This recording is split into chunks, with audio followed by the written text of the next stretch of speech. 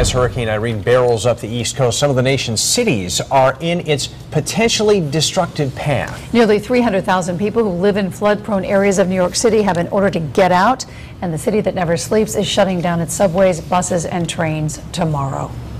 For the first time in history, the mayor of New York City is ordering a mandatory evacuation of low-lying coastal areas.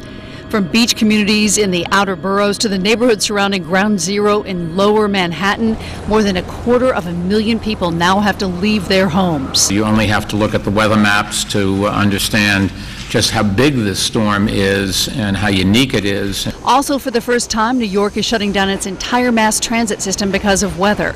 The city says it cannot guarantee safety with sustained winds of more than 39 miles an hour. Forecasters say Irene could bring winds of more than twice that speed to the Big Apple when it makes landfall over the weekend. The magnitude of the potential impacts from this is sometimes hard to get your hands on. South of the city, people boarded up their homes and fled the New Jersey shore.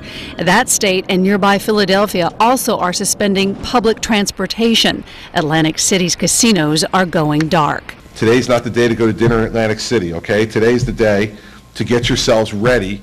Along the entire seaboard, officials say prepare for power outages that could last days as Irene targets the population centers where nearly 60 million Americans live. Just to reiterate how seriously authorities are taking this hurricane, which will hit at high tide, New York's Metropolitan Transit Authority has never before halted its entire system. That is a huge deal because it carries about 5 million passengers on an average weekday. The governor